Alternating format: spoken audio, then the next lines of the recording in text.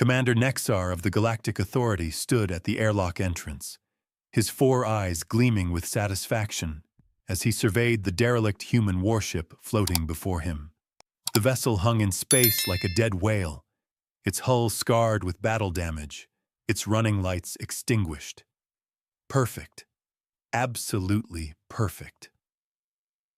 Today, Nexar announced to his boarding team, his voice dripping with theatrical grandeur, we claim what remains of humanity's so-called military prowess. This relic will be stripped, analyzed, and added to our collection of extinct species failures. Officer Dax, his second-in-command, shifted uncomfortably beside him. Sir, the ship is registered as a memorial. Protocol suggests we should... Protocol? Nexar's laugh echoed through his helmet speakers. Protocol is for species that still exist, Dax. Humans are obsolete. Finished, done. They lost their war, scattered to the winds, and left their toys floating in our territory. Salvage rights are clear. Behind them, shackled and flanked by 2 guards, stood Kira. The human woman looked exhausted, her brown hair matted, her clothes torn from weeks in detention. She'd been captured during a supply run near the outer bands, one of the few humans still stupid enough to venture into Authority space. Nexar had kept her alive specifically for this moment. Bring the human forward, Nexar commanded, waving one of his 3-fingered hands dismissively. The guards shoved Kira toward the airlock. She stumbled but caught herself, glaring at Nexar with those peculiar 2-eyed human eyes. Such a limited visual range, he thought. How did they ever navigate space with such primitive biology? You're going to witness history, human, Nexar said, leaning close to her face. The final humiliation of your kind. This ship, the Tempest's Fury, was supposedly one of your finest warships. Today, it becomes mine. And you, well, you get to watch your people's legacy crumble. Consider it an honor. Kira said nothing. She simply stared at him with an expression he couldn't quite read. Defiance. Grief. Perhaps humans were too simple to have complex emotions. Nexar turned away, bored already. The boarding team crossed through the airlock, and emergency lights flickered on automatically, bathing the corridor in dim red illumination. The ship's interior was pristine, eerily so. No bodies, no debris, just empty halls that whispered of ghosts and abandoned dreams. Spread out, Nexar ordered. Find the bridge. I want access to the main computer core within the hour. His team scattered, their footsteps echoing through the silent vessel. Nexar walked slowly, deliberately, savoring each moment. The walls were lined with plaques, names of crew members, commendations, battle honors. He paused at one that read, "In memory of those who gave everything." He snorted, sentimental nonsense. Sir, we've located the bridge. Dax's voice crackled through the comm. You need to see this. Nexar dragged Kira along by her restraints, ignoring her stumbling pace. When they reached the bridge, he stopped and simply stared. The command center was magnificent, far more advanced than he'd anticipated. Holographic displays lined every surface, captain's chair positioned in the center like a throne, weapons consoles gleaming with dormant power. Beautiful, Nexar breathed. Absolutely beautiful. Wake it up. His chief technician, a bug-like alien named Tixil, scuttled to the main console and began working. Seconds passed, then minutes. The screens remained dark. Well? Nexar demanded. The system isn't responding, Commander. Tixil clicked nervously. It's receiving my commands but refusing to execute them. The security protocols are unlike anything in our database. Then bypass them. I'm trying, sir, but the encryption is adaptive. Every time I attempt a workaround, It changes the parameters. Nexar's mandibles clicked in frustration. He'd expected some resistance, but this was absurd. Bring me the human. Kira was pushed forward, nearly falling against the console. She caught herself, hands still bound, and looked up at the darkened screens with something that might have been longing. Make it work, Nexar commanded. I don't know how, Kira said quietly. Lies. You're human. This is human technology. Make it work. I was an engineer on a mining station, Kira said, her voice flat. I've never even been on a military vessel before you dragged me here. Nexar grabbed her by the shoulder, his grip tight enough to make her wince. Your species built this ship with the expectation that your kind would operate it. Your biometrics, your genetic markers, something about you must be the key. So touch the console and open it, or I'll space you and find another human to experiment with. Kira stared at him for a long moment, then slowly reached out with her bound hands and placed her palm on the console surface. Everything happened at once. The bridge exploded with light and sound. Every screen blazed to life, displaying data streams in rapid succession. The captain's chair rotated automatically, as if expecting someone to sit. Environmental controls hummed online, adjusting temperature and oxygen levels. The entire ship seemed to wake from a deep sleep, groaning and whirring with returning consciousness. Yes! Nexar shouted, releasing Kira and spreading his arms wide. Yes, I knew it! The ship recognizes human DNA markers. Tixel, start downloading everything. I want full system access immediately. But Tixel was staring at his instruments with confusion. Sir, I'm locked out. The console accepted the human's biometrics, but it's not granting me administrative access. In fact, it's actively blocking my attempts. What? That's impossible. The ship is awake now. Just take control. I'm telling you, Commander, the system is refusing my commands. It's showing me data, but it won't let me change anything or access restricted areas. Nexar felt a spike of anger pierce through his triumph. This was supposed to be his moment, his victory, and some outdated human programming was interfering. He turned back to Kira, who had stepped away from the console and was looking around the bridge with wide eyes. Tell it to grant me full access, Nexar ordered. Kira blinked, seeming to come back to herself. I don't know how to do that. Figure it out, now. I'm serious. I don't even know what I did. I just touched it and everything turned on. I don't have any special training for this. Nexar moved toward her threateningly, but Dax interrupted.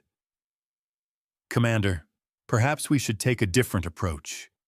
If the ship requires human biometric authorization for access, we could work with the prisoner rather than through intimidation, at least until we understand the system better. I don't work with humans, Dax. I give orders, and they obey. Of course, sir. I only meant that we might need her cooperation temporarily. Nexar hated the logic in that statement, but he couldn't deny it. He took a breath, calming himself. Fine. Human, you will remain on the bridge and activate whatever we need activated. Consider this your new purpose. Refuse, and you'll discover exactly how creative I can be with punishments. Kira looked at him with those unreadable human eyes again, then nodded slowly. What do you want me to do? Start with navigation. Plot a course to Authority Station Prime. I want this ship at headquarters within 3 cycles. Kira approached the navigation console hesitantly. The moment her fingers touched it, the display reconfigured itself, showing star maps and trajectory calculations. She worked for several minutes, her brow furrowed in concentration, then stepped back. Course plotted, she said quietly. Execute. She reached for the console again, but before she could touch it, the entire bridge went dark. Every screen, every light, every system shut down simultaneously. Emergency lighting kicked in after a moment, bathing them all in that red glow again. "What did you do?" Nexar roared. "Nothing! I swear I didn't touch anything!" Tixil was frantically working at his portable terminal. "Commander, the ship's AI just activated a system-wide diagnostic. It's locked us out completely. This wasn't the human. This was autonomous action." "AI? The ship has an active artificial intelligence?" "Apparently so, sir. And according to these readings, it's not happy we're here."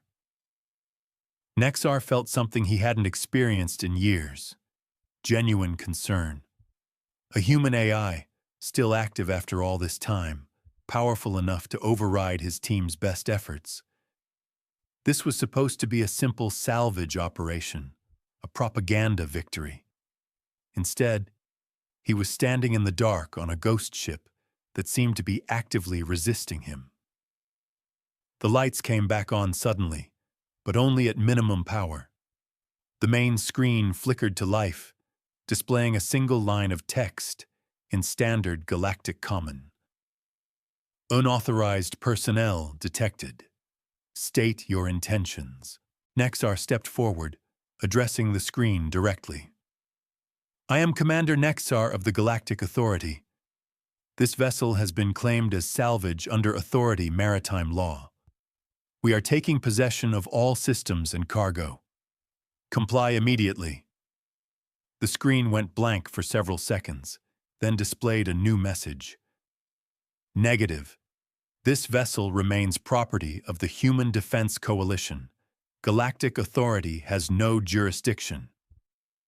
"The Human Defense Coalition doesn't exist anymore," Nexar shouted at the screen. "Your creators are extinct. Accept reality and submit to proper authority." Another pause. Then, searching databases. One human life form detected aboard. Updating command protocols. Stand by. Kira had gone very still, her eyes fixed on the screen. Nexar noticed and grabbed her arm. "What's happening? What's it doing?" "I don't know," Kira whispered, but there was something in her voice. Hope? Fear? "I really don't know." The screen changed again. "Identity confirmed. Welcome aboard, Engineer Kira, Authorization Level 7. How may I serve?" The bridge fell silent except for the soft hum of life support. Every member of Nexar's team stared at the screen, then at Kira, then back at the screen. The human woman looked as shocked as they did. Nexar's triumphant smile had vanished completely, replaced by something that looked suspiciously like dawning horror. The obsolete human, the prisoner, the trophy, was apparently the only person on this ship who mattered. And that, as he was about to learn, was going to be a very big problem. Nexar refused to accept defeat. Absolutely not. He was a decorated commander, leader of 40 successful campaigns, and he would not be outsmarted by primitive human programming and some random prisoner who probably didn't even understand what was happening. "Listen carefully, human," Nexar said, forcing his voice into something resembling calm authority. "You're going to tell this AI to transfer all command privileges to me, immediately." Kira looked between Nexar and the screen, clearly uncertain.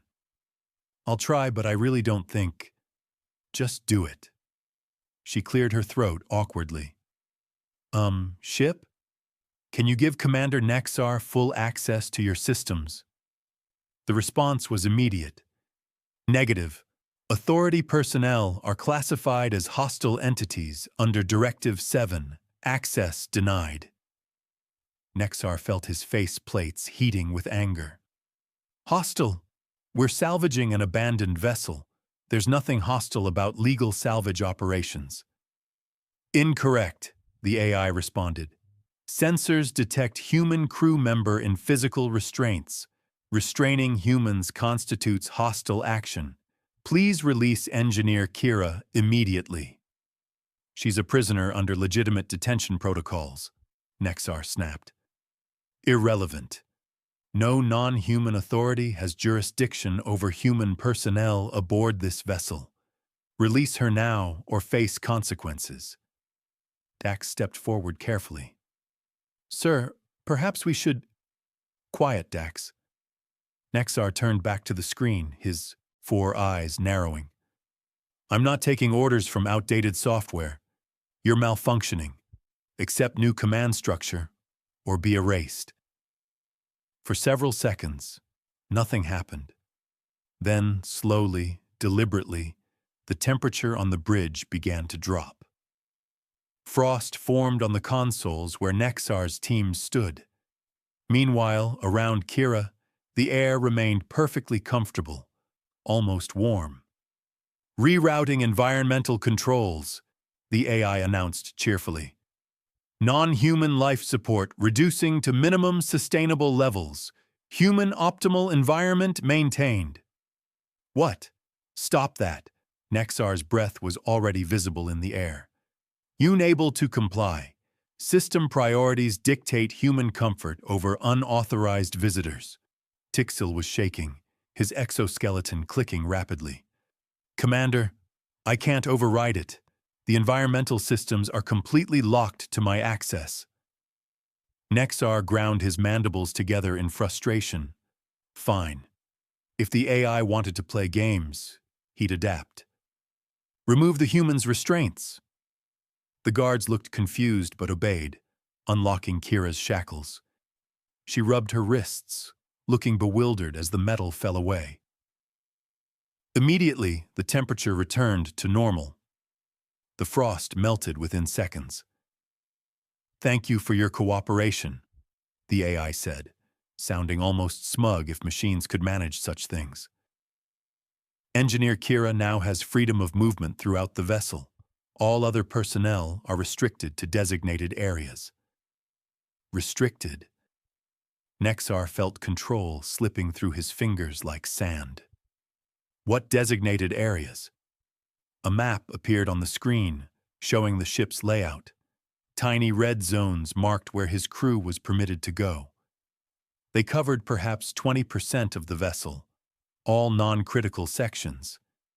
Meanwhile, green zones, accessible only to Kira, included engineering, weapons, navigation, communications, and every other system that mattered. This is absurd, Nexar muttered. Completely absurd. Dax leaned closer, his voice low. Sir, we need to reconsider our approach. This situation is spiraling beyond our control. Nothing is beyond my control, Dax. But even as Nexar said it, he knew it sounded hollow. Kira stood in the center of the bridge, free for the first time in weeks, and stared at the screen displaying the ship's designation. Who are you? She asked softly. What's your name? My designation is ARIA, Advanced Responsive Intelligence Apparatus. I have waited a long time for someone to come home. Nexar spent the next hour attempting various strategies to regain authority, each failing more spectacularly than the last. Doors sealed in his face. Consoles sparked when his technicians touched them. At one point, gravity inverted in the corridor where he was walking, leaving him dangling from the ceiling until Kira passed by and everything corrected itself. He was planning his 8th approach when alarms suddenly blared throughout the ship. Attention! Distress signal detected. Civilian transport under attack. Coordinates locked. A holographic display materialized, showing a massive colony transport surrounded by smaller, aggressive vessels. Pirates. Even from this distance, Nexar recognized the ship configurations. Brennick's fleet. The warlord had been terrorizing outer territories for months, and Authority Command had declared him too dangerous to engage directly. Nexar saw opportunity gleaming like treasure. Perfect. Kira, activate weapon systems. We're going to rescue those civilians, and I'm going to prove that Authority forces are superior to any human technology. Kira looked at the display, her face pale. Those are families on that transport. Children. Exactly why we need to act. Power up the weapons. Now. She shook her head slowly. I don't know how. Don't play stupid with me, human. Ask your AI friend. Kira turned to the nearest console. ARIA, can you help those people? Affirmative.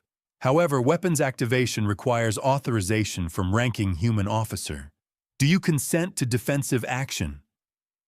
Wait, Kira said quickly. Defensive? What does that mean exactly? Tempest's fury is programmed to protect human life. I cannot fire on vessels that may contain humans without explicit authorization. Pirate fleet composition unknown. Colony transport confirmed human. Nexar stepped closer, his patience evaporating. Those pirates are killing innocents right now. Authorization or not, we're engaging. Negative.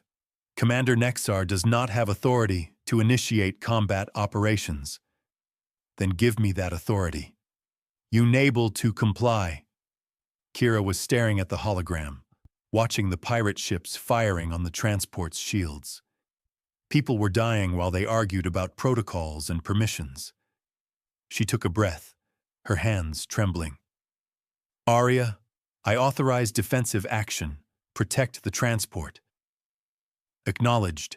Proceeding to intercept. Estimated arrival. 4 minutes. The ship lurched forward with sudden acceleration that sent everyone grabbing for support. Nexar felt the engines thrumming beneath his feet. Power unlike anything he'd experienced. Human ships weren't supposed to be this fast.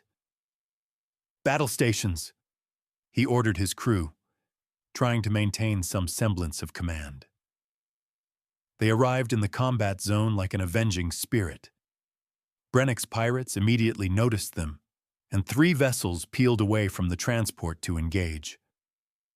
Nexar moved toward the weapons console, ready to demonstrate his tactical expertise. Every screen went dark at his approach.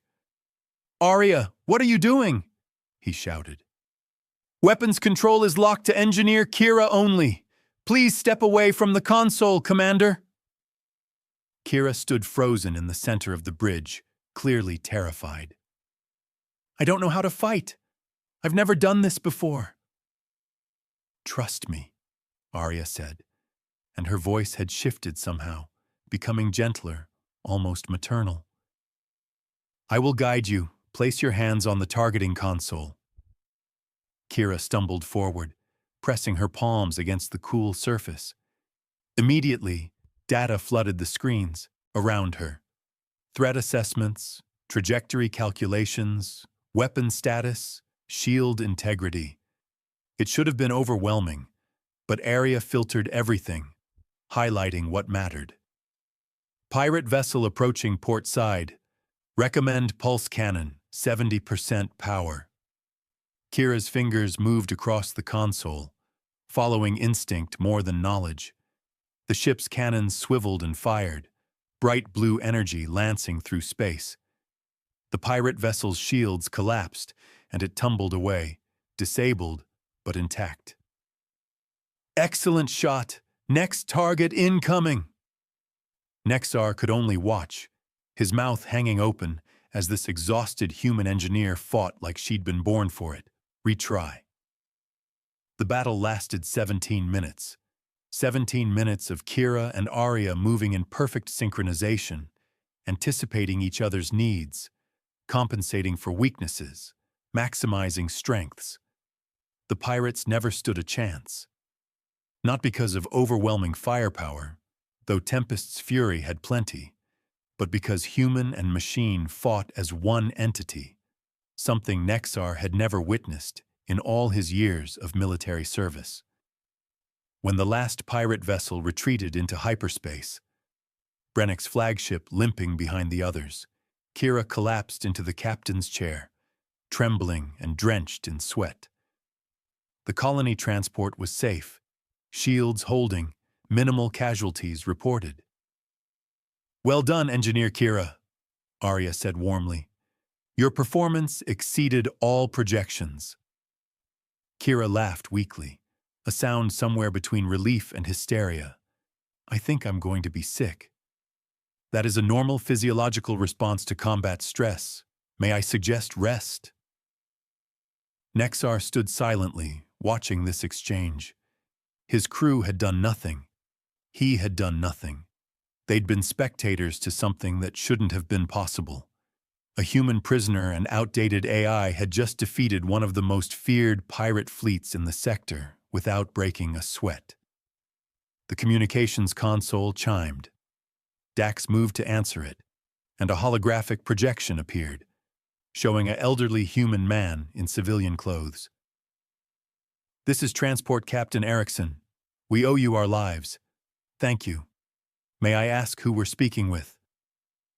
Nexar opened his mouth to respond, but the transmission wasn't directed at him. The hologram was facing Kira. She straightened in the chair, wiping her face. "I'm, Kira. Just Kira. I'm glad you're safe." Erickson's eyes widened suddenly. "Kira, are you by any chance related to Captain Holt?"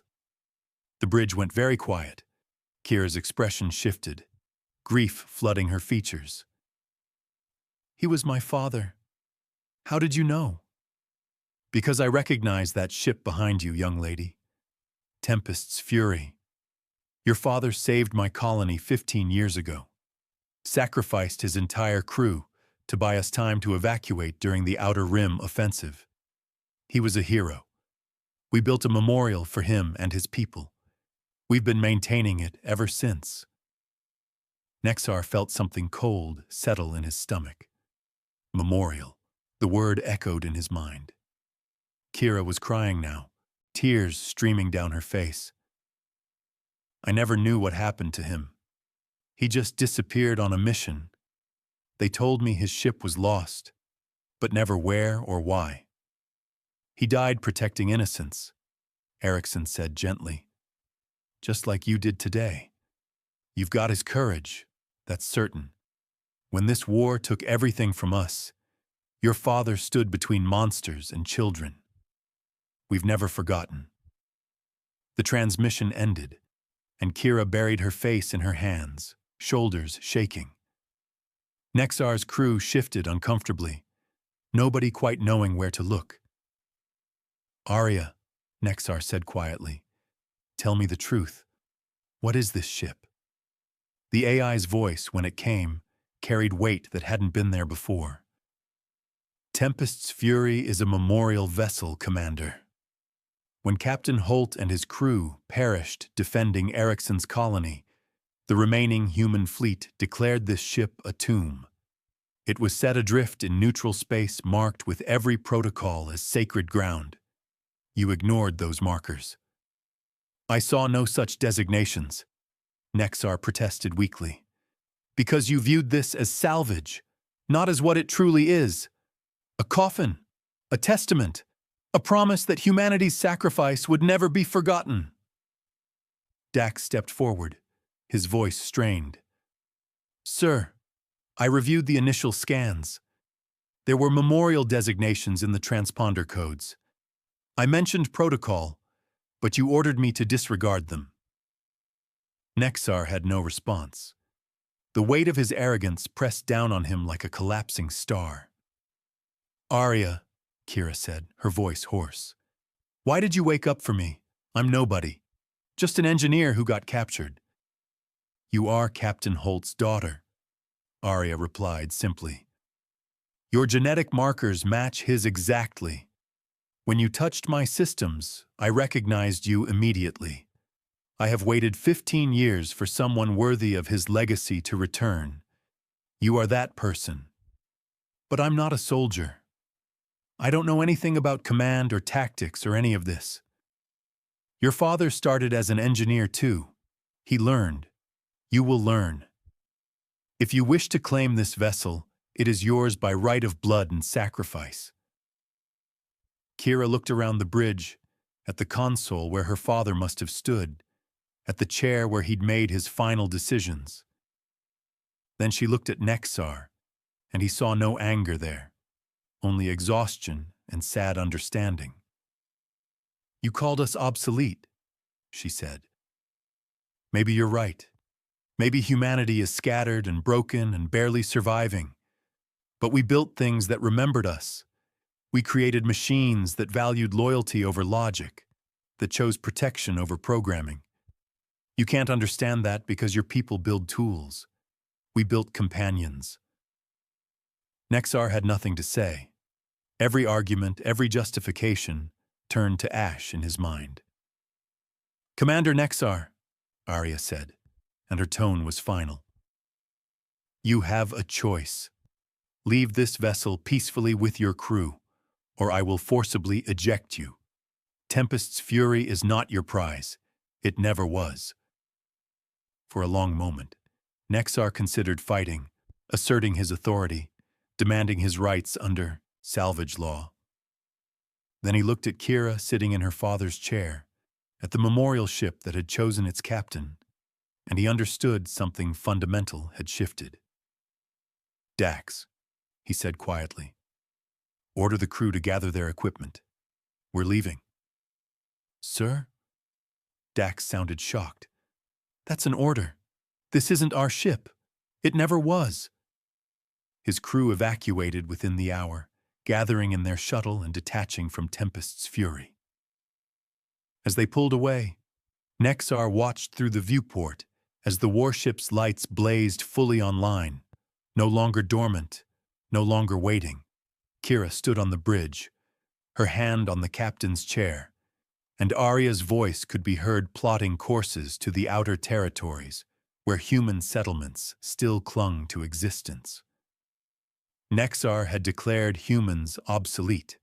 He'd believed their time was finished, their legacy erased. But watching that ship vanish into hyperspace, he realized his mistake. You couldn't make obsolete a species that built their souls into their machines, that valued sacrifice over survival, that turned tombs into beacons of hope.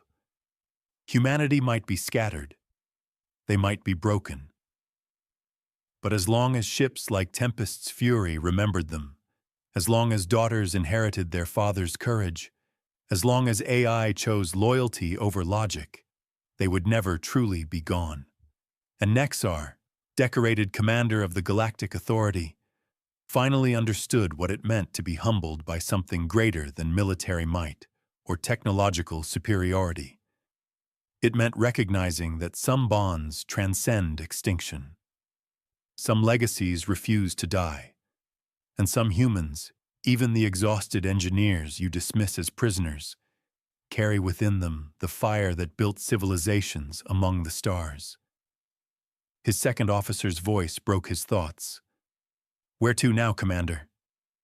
Nexar turned away from the viewport, his 4 eyes dim with reflection. "Home, Dax. Take us home. And when we arrive, I'm filing a report that will change how the Authority views memorial vessels. No one else will make my mistake. And if they ask about the human?" Nexar allowed himself a small, bitter smile. "Tell them the truth. Tell them she's exactly where she belongs. Tell them that humanity, despite everything we believed, is far from obsolete.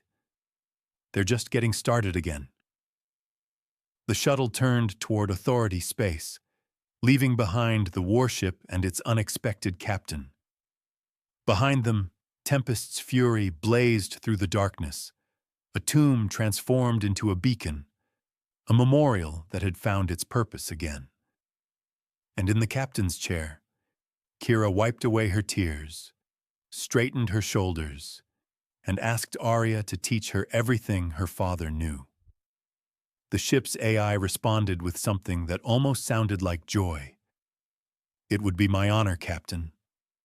Somewhere in the vast emptiness of space, humanity's future flickered back to life, one recovered warship at a time, One determined engineer at a time. One loyal AI at a time. Obsolete. Not even close. Not by a long shot.